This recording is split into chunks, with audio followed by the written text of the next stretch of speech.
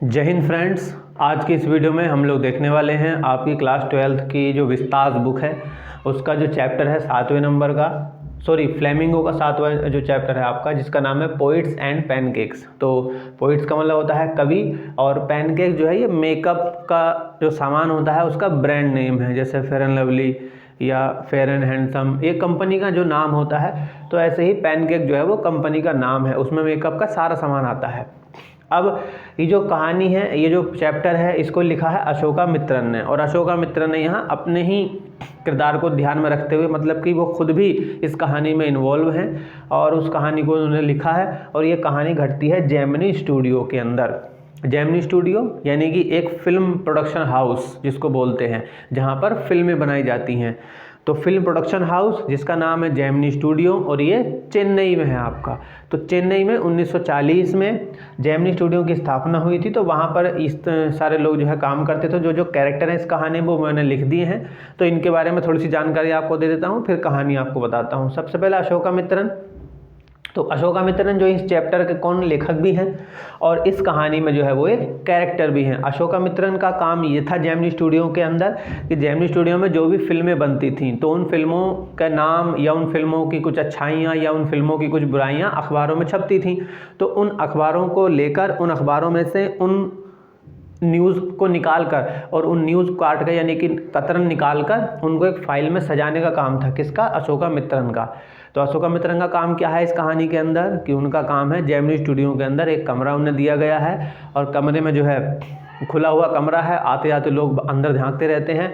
और अशोका मित्रन बताते हैं कि मैं एक स्टूल या एक कुर्सी पर बैठा हुआ अपनी बेंच पर, और जो है पेपरों की कतरन काट कर रखता रहता हूँ या फिर कुछ नोट्स बनाता रहता हूँ, यही मेरा काम है। और दूसरा इसमें है ऑफिस बॉय। ऑफिस बॉय जो है ये एक मेकअप डिपार्टमेंट है, उसके अंदर मेकअप डिपार्टमेंट का ये सबसे निचले दर्जे का जो है एक कर्मचारी बोल सकते हैं, एक एम्प्लॉय है ऑफिस बॉय जिसको कहा गया। इसका काम क्या है? इसका काम ये है कि जब भी स्टूडियो के अंदर शूटिंग होती है और जो उसमें भीड़ दिखाई जाती है फिल्म के अंदर, आपने भी देखी होगी फिल्मों में जो बाकी भीड़ दिखाई जाती है, जो आम लोग खड़े हुए दिखाई देते हैं, तो उनका मेकअप करने का काम इसका है, ऑफिस बॉय का। फिर आता है कोतमंगलम सुब्बू। कोतमंगलम सुब्बू जो है ये वो व्यक्ति है जो इस जेमिनी स्टूडियो का मालिक है, उसके काफ़ी नज़दीक है, यानी कि इसकी पहुंच जो है कोतमंगलम सुब्बू की जेमिनी स्टूडियो के मालिक के काफ़ी करीबी तक इसकी जो है पहुंच है। लगभग ऐसा कह लीजिए कि जेमिनी स्टूडियो के मालिक के बाद अगर कोई आता है तो वो आता है सुब्बू। और सुब्बू का काम क्या है? सुब्बू का काम ये है कि सुब्बू जो है वैसे तो एक कवि है, इस जेमिनी स्टूडियो के अंदर वो एक कवि का काम करता है, कविताएं लिखता है, कहानियाँ लिखता है, लेकिन सुब्बू जो है बहुत टैलेंटेड है।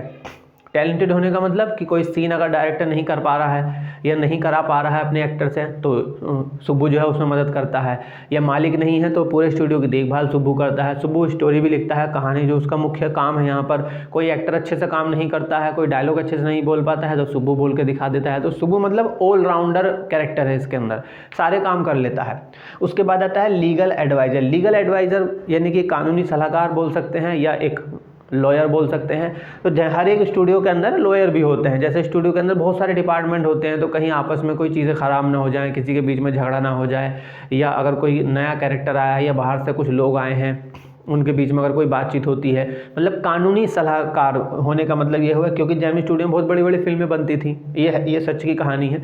बहुत बड़ी बड़ी फिल्में बनती हैं, तो किस तरह से फिल्मों को रिलीज़ करना है, अगर कोई सलाह यानी कानूनी अगर कोई सलाह लेनी है तो उसका काम किसके द्वारा लिया जाता था? लीगल एडवाइज़र के द्वारा लिया जाता था। ये कौन था? ये जो है ये जो मेकअप डिपार्टमेंट है, मेकअप डिपार्टमेंट का ही एक जो है अधिकारी था, या ये कह सकते हैं कि उसमें जुड़ा हुआ था ये भी लीगल एडवाइज़र जो है। लेकिन ये उनमें अलग दिखाई देता था, क्योंकि बाकी सारे लोग जो थे मेकअप डिपार्टमेंट के वो खादी कपड़े पहनते थे, लेकिन ये जो है सूट वूट पहनता था, काले रंग का टाई वगैरह लगाता था, पैंट पहनता था। अब आता है स्टीफन स्पेंडर। स्टीफन स्पेंडर जो है ये जेमिनी स्टूडियो का तो कोई एम्प्लॉय नहीं है, कोई कर्मचारी नहीं है, लेकिन स्टीफन स्पेंडर एक कवि हैं, और ये इंग्लैंड के कवि हैं, ब्रिटिश यानी कि इंग्लैंड के रहने वाले हैं। तो ये कवि जेमिनी स्टूडियो में आते हैं, और क्यों आते हैं, क्या करते हैं आने के बाद जेमिनी स्टूडियो के अंदर, वो मैं कहानी में आपको बताऊंगा। तो कैरेक्टर मैंने आपको समझा दिए हैं। अशोका मित्रन जो इस कहानी के लेखक भी हैं और इसमें एक कैरेक्टर भी हैं, यानी कि इस कहानी में वो क्या काम करते हैं? जेमिनी स्टूडियो के अंदर पेपर काटने का काम करते हैं, अखबारों की कतरन यानी जो न्यूज़ होती है। उसके बाद ऑफिस बॉय जो भीड़ का मेकअप करता है, और सुब्बू जो है एक लेखक है, इस कहानी में कवि है, साथ में बाकी चीज़ों में भी हेल्प करता है। लीगल एडवाइज़र जो है जो कानूनी सलाहकार के रूप में काम करता है, मदद करता है। और स्टीफन स्पेंडर जो है एक ब्रिटिश कवि हैं, एक इंग्लैंड के रहने वाले कवि हैं जो जेमिनी स्टूडियो में एक दफ़ा आते हैं। अब इसकी जो कहानी है, देखिए एक कहानी तो बहुत ही है कि कहीं से कहानी शुरू होगी और एक जगह जाकर जो है कहानी ख़त्म हो जाएगी, लेकिन इस में ऐसा बिल्कुल भी नहीं है। तो अशोका मित्रन ने जो है जेमिनी स्टूडियो में जो जो चीज़ें होती थीं, ये वहाँ पर काम करते थे पेपर काटने का, तो जाहिर सी बात है आसपास क्या क्या घटनाएं घट रही हैं, तो वहाँ का माहौल कैसा था, इस माहौल को उन्होंने अपने इस चैप्टर में लिखा है। ये कोई कहानी नहीं है एक तरह से हम कहें तो, ये सिर्फ कुछ चीज़ों को वो देख रहे हैं, तो कैसा वो देख रहे हैं, जैसा उन्होंने देखा है उसको उन्होंने इस चैप्टर में लिखने की कोशिश की है। तो सबसे पहले वो बात करते हैं अपने बारे में। तो अपने बारे में वो बताते हैं कि मैं जो हूँ पेपर काटने का काम करता हूँ, कमरे में बैठा रहता हूँ और बाकी सारे लोग निकल के जाते रहते हैं और सब लोग अपना गुस्सा मेरे ऊपर उतारते हैं। सबको लगता है कि मैं जब काम करता हूँ कि मैं कोई काम ही नहीं कर रहा हूँ, क्योंकि मैं बैठ के बस केवल अखबार की कतरन काट रहा होता हूँ, तो हर कोई आता है और मुझे भाषण देकर चला जाता है, मुझे सुना के चला जाता है और सबको लगता है कि मैं खाली बैठा रहता हूँ, तो मुझे कोई ना कोई काम जो है सौंप देते हैं। तो मेरी क्या हालत है जेमिनी स्टूडियो के अंदर, ये अशोका मित्रन शुरू में बताते हैं। फिर उसके बाद वो बताना शुरू करते हैं ऑफिस बॉय के बारे में। तो फिर वो कहते हैं कि भैया जो मेकअप डिपार्टमेंट है, मेकअप डिपार्टमेंट भी एक बहुत बड़ा डिपार्टमेंट है, यानी कि बिल्डिंग के ऊपरी फ्लोर पे बना हुआ है, वहाँ पर सभी कलाकारों का मेकअप किया जाता है। उस कमरे में जो है बहुत सारे शीशे लगे हुए हैं, शीशों के चारों तरफ बल्ब लगे हुए हैं, तो जो भी कोई मेकअप कराने के लिए जाता है उसको कितनी गर्मी झेलनी पड़ती है। जेमिनी स्टूडियो के अंदर कैसा है माहौल फिल्मों के बारे में, यानी कि फिल्म जहाँ बनती है वहाँ कैसा माहौल होता है वो दिखाने की कोशिश कर रहे हैं। तो बताते हैं कि उसमें एक लड़का है ऑफिस बॉय, और ऑफिस बॉय जो है भीड़ का मेकअप करता है। जो सबसे बड़ा मेकअप आर्टिस्ट होता है वो मुख्य कलाकारों का यानी कि हीरो हीरोइन का मेकअप करता है, और जो दूसरे नंबर का मेकअप आर्टिस्ट होता है वो थोड़े और बाकी जैसे कि माँ बाप का कोई रोल कर रहा है, भाई बहन का कोई रोल कर रहा है, उनका जो है मेकअप करता है। और तीसरे नंबर का जो होता है वो और कॉमेडियन जो होते हैं उनका मेकअप करता है। लेकिन ऑफिस बॉय जो है वो भीड़ का जो रोल प्ले कर रहे हैं, यानी कि जो भीड़ दिखाई देती है फिल्मों के अंदर, उनका मेकअप करने का जो काम सौंपा गया है ऑफिस बॉय को सौंपा गया। तो ये वो मेकअप डिपार्टमेंट के बारे में जो है बात करते हैं। फिर वो बात करते हैं कवियों के। ये जो कवियों का है, सुब्बू एक कवि है, तो एक स्टोरी डिपार्टमेंट है जिसको हम कह रहे हैं। तो स्टोरी डिपार्टमेंट में भी बहुत सारे लोग हैं, और कोई इसमें लेखक है, कोई उसमें डायलॉग लिखता है, कोई कहानी लिखता है, कोई स्क्रीन प्ले लिखता है, क्योंकि बहुत सारी चीज़ें उसके अंदर होती हैं। तो उसमें सुब्बू भी काम करता है, उसमें लीगल एडवाइज़र भी उन्हीं के साथ जुड़ा हुआ है। और ये सारे के सारे लोग अपने आप को जो है पता नहीं क्या समझते हैं, क्योंकि ये एकदम बढ़िया जो है कपड़े पहन के सूट वूट पहन के इधर उधर घूमते रहते हैं पूरे स्टूडियो के अंदर। ये सब चीज़ें कौन देख रहे हैं? अशोका मित्रन देख रहे हैं और हमें बता रहे हैं कि इधर उधर घूमते रहते हैं। और जो है जेमिनी स्टूडियो में एक मैस है, एक कैंटीन है, वहाँ पे दिन में रात में जब भी आप जाओ खाने पीने को सामान मिलता रहेगा, आपको बढ़िया कॉफ़ी मिलती रहेगी और दुनिया भर की चीज़ें मिलती रहेंगी। साथ में वो ये भी बताते हैं कि जेमिनी स्टूडियो के अंदर जो है जो मेकअप का सामान आता था उसका नाम पैनकेक है, और बहुत सारे कलाकारों ने इसका यूज़ किया है। और ये जो है ट्रकों में भर भर के जो है जेमिनी स्टूडियो के अंदर लाया जाता था, क्योंकि बहुत सारे मेकअप की ज़रूरत होती थी।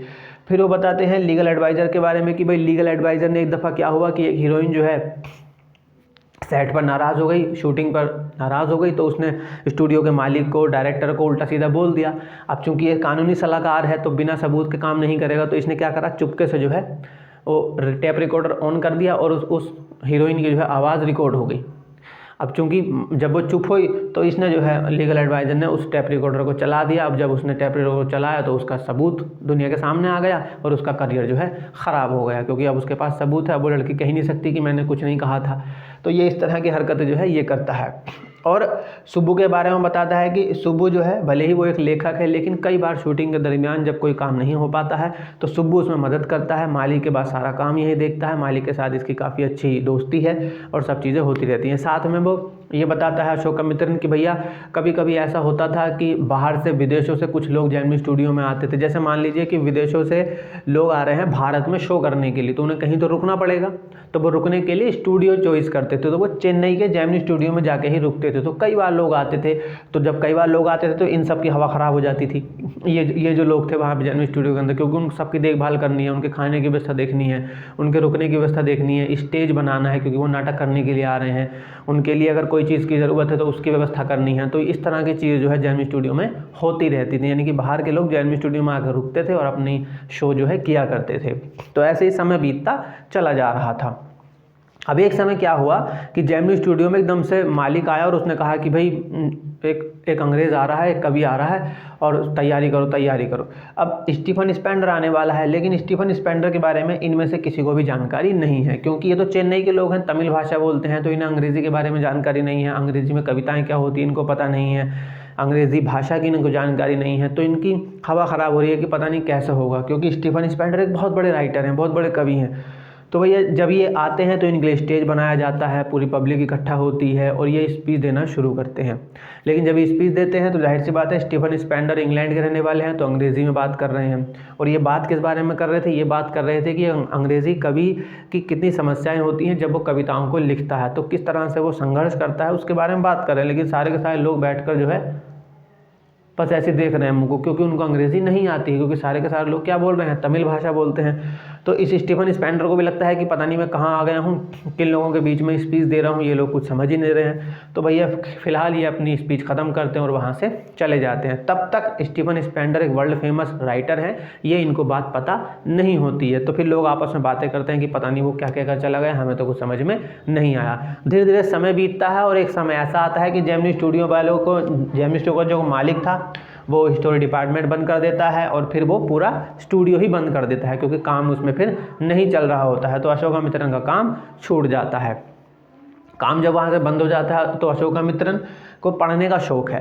पढ़ने का शौक़ का मतलब कि उनको कविताएं पढ़ने का या स्टोरी पढ़ने का, कहानियाँ पढ़ने का जो है शौक़ है। तो जिसकी वजह से वो क्या करते हैं, जब काम नहीं होता है तो वो गलियों में निकल जाते हैं। अब ये अशोकामित्रन जो है मद्रास के रहने वाले हैं, तो मद्रास की सड़कों पर घूमते घूमते वो देखते हैं कि सड़क के किनारे कुछ किताबें बिक रही हैं। 50 पैसे की एक किताब खरीदते हैं कविताओं की, जिसमें बहुत सारे कवियों की कविताएँ लिखी हुई थी, साथ में उसमें एक नाम लिखा हुआ था स्टीफन स्पेंडर। तो वो हैरान हो जाते हैं कि ये स्टीफन स्पेंडर तो वही है जो हमारे जेमिनी स्टूडियो में आया। तब इनको पता चलता है कि स्टीफन स्पेंडर एक बहुत बड़ा कवि, क्योंकि तब तक इनको पता ही नहीं था कि वो क्या बात कर रहा है, क्योंकि उससे कम्युनिकेशन नहीं हो पा रहा था, बातचीत नहीं हो पा रही थी भाषा की वजह से।